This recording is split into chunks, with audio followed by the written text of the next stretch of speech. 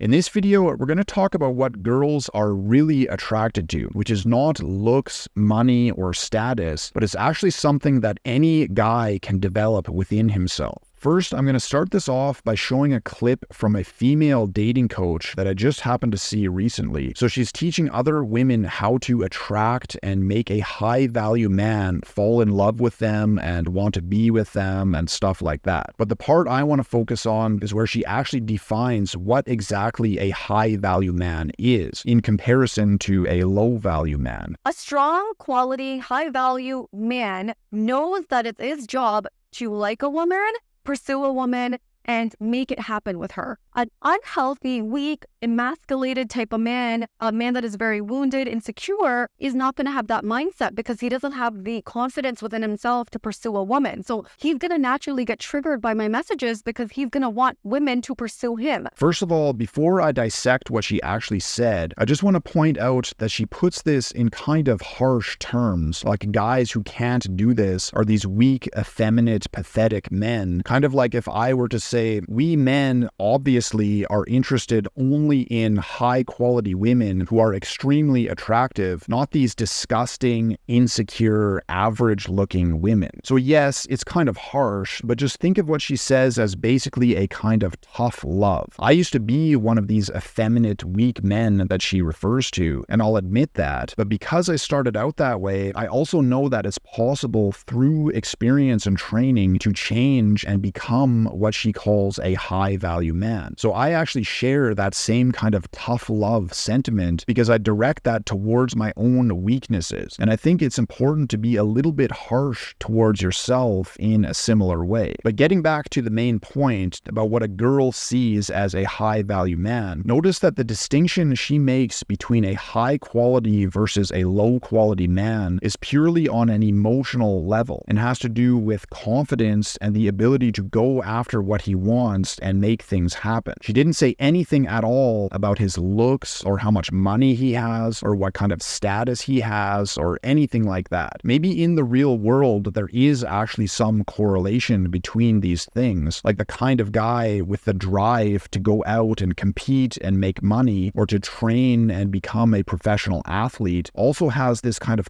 confidence and drive to meet girls and make things happen. And maybe even in her own mind, when she imagines what this kind of high-value guy looks like, she might have this stereotypical image of some 6'4" super athletic millionaire, but the image of what she thinks this kind of guy might look like is not at all what she is actually attracted to. She's attracted to exactly what she said, a guy who has the confidence within himself to take the initiative and lead and make things happen with a girl. Now compare this to a recent clip from a video that I actually made. No matter how attractive you are, the girl is not all of a sudden going to be the man and face her fears and approach you and start a conversation and flirt with you and get your phone number and ask you on a date and lead everything every step of the way. And you shouldn't want her to do that anyways. That's your job. As a man, you need to know how to do all of these things. So we're basically saying exactly the same thing, just from a male versus a female perspective. Basically, the point is that as a man, you need to be the active element and the girl needs to be the passive element. It's just like how in nature, right from the very fundamental building blocks in physics and chemistry, there's always positive and negative, or active and passive elements that interact with each other to form the building blocks of everything around us. This is just how nature works. And it's also exactly the same in psychology, and especially everything to do with attraction and dating. Why do you think there exists male and female opposite sexes in the first place? But how does this actually work in the real world? Well, first of all, when you are interacting with a girl, she needs to feel that she's in your frame as a man in order to be attracted to you. Like, you need to draw her into your overall world and your perspective. But then, in order to make anything actually happen, you need to actually do something. You basically need to initiate all of it. Like, you need to be the one to pursue her and lead and make everything happen. Who is pursuing me? You want to be pursued? A feminine woman wants to be pursued?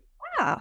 100%. So pursuing is just a man that is taking the lead. Men would initiate the conversations and I would respond. It's not that I'm not responding. It's not that I'm not excited. It's none of that, but I'm not initiating. There's no initiation by me. But there can be a lot of fear and other psychological forces preventing you from doing this. So what does it take to actually do this, to be the man and to make things happen with a girl? Balls. That's what is necessary, to have balls. Nothing else matters if you do not have the balls to make things happen. And this is what girls are actually attracted to. And we'll get back to how this applies to pursuing a girl and leading and everything else in a minute. But first, I want to tell a story that gives a good illustration of what having balls actually means. I remember there was one time when I was with my ex-girlfriend and we were laying in bed together, and I forget what we were talking about, but I told her a story of when I was in high school. But keep in mind that she is Chinese, so her reaction to my story also has to do with the culture in China. But basically, I was telling her about how I used to get in trouble all the time in school, but it was never for anything really serious. It was more just because I didn't respect authority, and I would always get in trouble for stupid little things where I defied the authority of the teachers. So I told her about a time when there were a few kids in class who were making a bunch of noise and disturbing the class. And the teacher got really angry and she said, okay, everyone's staying after class for 10 minutes. But I thought, like, that's ridiculous. Why should I be punished for what a few other kids were doing? So as soon as the bell rang, I just got my stuff and got up and left. And as I was walking out of the class, she was yelling at me to go sit back down, but I just completely ignored her and walked out of the class. So I ended up getting in a bunch of trouble for that. Like, I had to go see the principal and everything. But when I told this story to my girlfriend, she was like totally hypnotized. She literally said, wow, that's so amazing. And the look in her eyes, she was just staring at me with the Bambi eyes of love. I honestly think she fell in love with me twice as much just from telling her that story. And again, she's Chinese, so the kids in school are a lot more obedient, and maybe that kind of thing is completely unheard of there. So she probably imagined being in the classroom when this happened and seeing this guy who had the balls to defy the authority that had such a grip on everyone else. And in her imagination, it probably put this kind of invincible aura around me. But even though the culture in China is different, the underlying phenomenon that I want to emphasize is exactly the same no matter where you are. And you can use this story as a symbol of what having balls really means, which is the confidence and the boldness to go against the social norms, or what I call the social forces that basically constrain everyone, but not going against these social forces in a reactionary way where you're lashing out against it or complaining about it or whatever, but in a way where you basically cut right through it and impose your own will upon the situation. This is an important distinction to make, especially when it comes to girls, and we'll get back to that in a second, but this is why girls are so attracted to bad boys, because they do exactly that. They cut right through the social norms and just do whatever they want. It's extremely attractive to girls. But again, just to emphasize the point, it's not just about being a bad boy and going against social norms and getting in trouble, and then she will be attracted to you and be the man and pursue you. No, this same phenomenon of going against the social norms has to be directed towards her in order to cut through the restraining forces that would otherwise prevent anything from happening between you and her. Because when it comes to girls, there is the fear of social backlash. Like, if you do something wrong and get rejected, then there can be social consequences. So there are these same kind of restricting social forces preventing you from pursuing her and making moves and everything else. So in the same way that I was just talking about with my story about the classroom, you need to be able to cut through these constraining social forces in order for anything to happen between you and her. In other words, the act of pursuing a girl and making things happen with her in and of itself requires exactly the same kind of balls. And she can sense this. Like, if you are good with girls and you know how to meet girls and lead things towards sex, she can sense it in various different ways based on your body language and your confidence and just the way that you interact with her. And this is what she is attracted to. But again, just to emphasize this one more time, this is not about getting her to like you. It's about action and your ability to make things actually happen. So how does this work? Basically, at every step of the way, if you want to move things forward, there's going to be the fear of rejection and the fear of social backlash. For example, maybe you're on a date and you're afraid to make moves and you're afraid to bring her back to your place and stuff like that. But if you just play it safe and just sit and talk and talk and talk and nothing ever moves forward, then it's like a long road to nowhere and nothing will ever come of it. So you have to be able to face this fear and cut through it in order to escalate and become physical and to lead and to move things forward logistically. And this is true every single step of the way. At every step, you have to be willing to risk losing her validation and getting rejected. And it takes this kind of boldness and balls to go against that potential of rejection in order to do it. But this is a lot easier said than done. So how do you actually develop this? Basically, there's only one way: through trial and error. That's it. Like, anyone who has gotten good with girls has gone through this. For example, I remember a time when I was extremely nervous to make a move and kiss a girl. But how did I get over that? Just by facing my fears and going for it and getting rejected quite a few times, but also succeeding quite a few times and eventually getting the feel for it and getting used to it. But even now, I still get a little bit nervous to do it, but I just do it anyways and make the kind of bold move that is necessary. And the truth is that there really is nothing to lose in trying, because if you don't try, then nothing will happen and you'll most likely end up losing the girl anyways. This has actually happened to me a few times with this same example of being afraid to kiss, where I brought the girl back to my place and we were sitting and talking and I was too nervous and I just waited and waited and waited to make a move, but then she just left. And every time that's happened, I never saw her again. So it's necessary to have balls and make a bold move. And again, it's the same for every step of the way. So for example, the way that I usually meet girls is by approaching, and just the act of approaching in itself requires this kind of boldness. It's like you have to cut through the invisible barrier of fear of social backlash in order to even do it in the first place. But this is easier said than done because you can burn through a lot of energy when you face this kind of fear. So it's kind of like a meteor striking the earth, where it gets burned up as it enters the atmosphere and approaches the earth. So it needs to be big enough to actually make it all the way through and make an impact. So in the same way, you need to be able to face the fear and approach the girl, but still have enough energy left over once you actually do it to make a psychological impact on her. Otherwise, if your energy burns up by the time that you talk to her, then you're basically going to be dependent on her reaction to you in order to give you the validation to prop you up emotionally. Like, you need her to give you the okay, like, yes, it's okay, little Timmy, you can talk to me. But she can sense this, right? So if she can sense that you need her validation, she's going to be instantly turned off by that and reject you. And if you are dependent on her validation in this way, then the rejection is going to affect you and shut you down. Whereas if you have the energy, then even if there is some sort of initial bad reaction, then you can usually turn it around. So it's just like I mentioned earlier, that it's not just about going against the social norms. Like, just the act of approaching her alone is not going to make her attracted and interested in you. You need to be able to cut through and impose your will on the situation. And it's the same thing whenever you want to escalate or move things forward, where there's going to be fear and you need to have enough energy left over so that you're not dependent on her validation or her reaction. And all along the way, you're going to face little tests and rejections, and it's going to burn through your energy. And if you reach the point where it starts to affect you emotionally, then you are basically going to lose your grip on the situation and things are going to start to get awkward and go bad. But typically, a girl can actually sense this even before you ever do anything, even just by taking one look into your eyes. And actually, eye contact in itself is a good example of this exact same phenomenon, where you need to basically stand up to the social fears that get triggered from looking into the eyes of a hot girl, and you need to be bold enough to maintain that tension in order to pierce through and make a contact with deeper layers of her mind and animal instincts. But this same phenomenon is necessary at every step step where you are basically piercing through the invisible social forces in order to make contact with deeper sexual emotions and instincts, and also doing the same thing in order to move things forward towards actually becoming sexual. And this is what girls are really attracted to, your ability to do this. And this is something that any guy can develop. The opposite of this is like trying to meet girls on dating apps where there is no fear or resistance that you have to cut through. You just put up a profile and then blend into the sea of millions of other guys and then just sit and hope that she will choose you. In my opinion, online dating is absolutely the worst way that you could possibly meet girls for this reason and also various other reasons that I get into in another video that should be on the screen right now. So you can click on it if you want to learn why online dating is complete garbage.